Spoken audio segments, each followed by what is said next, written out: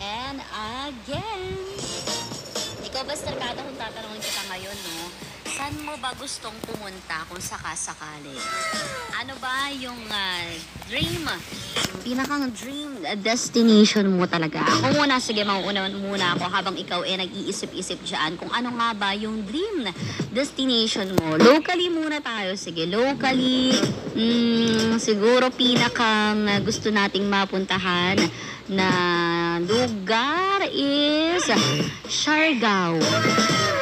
Kasi ang dami ko nakikita talagang pictures ng Siargao na sobrang ganda talaga. Tapos, saan pa ba? Batanes.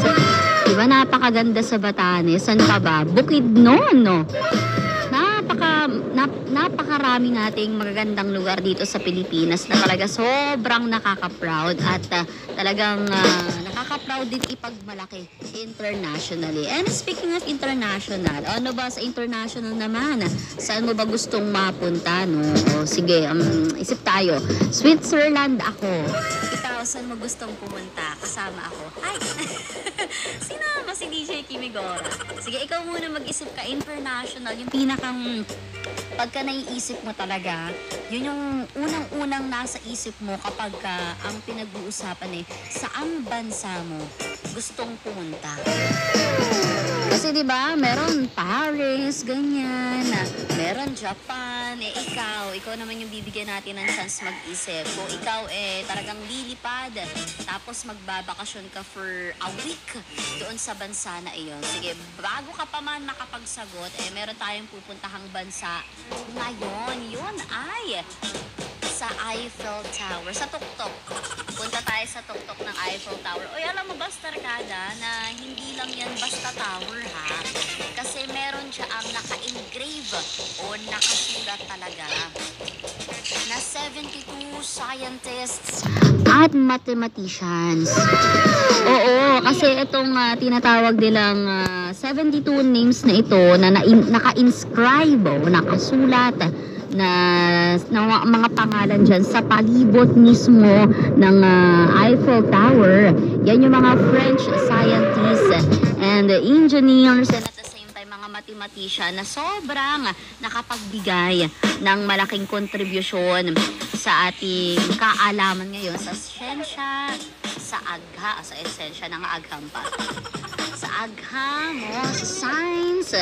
Tapos, yung mga yan, Starkada, sobrang dami nilang naiambag sa buong mundo din. No? When it comes to measurement of speed of light, isa na nga dyan si Hippolyte.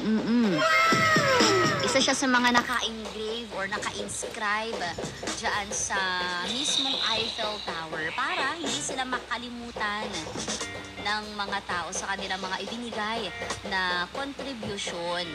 Oo nga naman, kasi kapag diba, for example, merong taong nakatulong sa kahit anumang knowledge na pinapakinabangan din natin sa kasalukuyan, importante na hindi natin sila kinakalimutan. Kumbaga, isa rin silang bayani.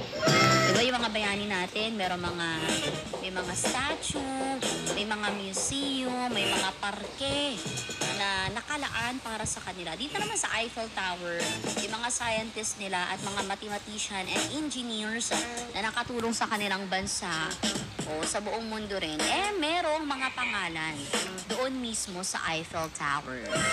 O, sa mga nag-aasama na pumunta dyan sa Eiffel Tower o sa kahit pumunta ka man sa kahit anong lugar sa Paris, sa France, sana makapunta ka dyan kung saan mo man gustuhin.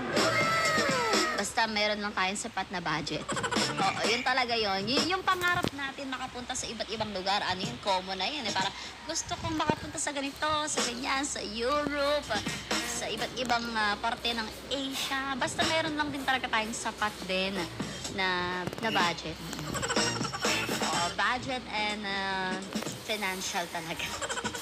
Oo, hindi naman malabo yan. Basta ano lang, hard work din talaga, tapos magtipid-tipid para maasam natin yung mga travel goals natin na iyan. And sana yung mga ini-imagine mo kung nasang kang lugar, matupad mo yan, Starkada. Kapit lang, maling mo naman, di ba, mangyari at matupad yan. Di naman malabo yan sa mga tao talagang gusto rin na mag-explore and mag-discover talaga ng iba't ibang klase ng kultura at lugar. Yan ang ating binisita this morning, ang Eiffel Tower na may 72 names ng mga scientists, engineers, at mathematicians. Anyways, Ricardo, sana ikaw ay nag-enjoy pa rin sa ating mga tugtugan this morning. Kasama niyo pa rin po ako yung OTG DJ, as in on the go DJ Kimi. Kimi Gara, the Explorer, para sa ating programa Sunday Disco Flashback. Kaya naman, dyan ka lang, stay tuned and happy listening. Let's go, BT muna, balik tugtugan po tayo. RWBRB as in relax, we'll be right back. Dito lang yan sa impilang yung pinapakinggan. It's the music and information on 102.7 Star FM. Like mo, share mo.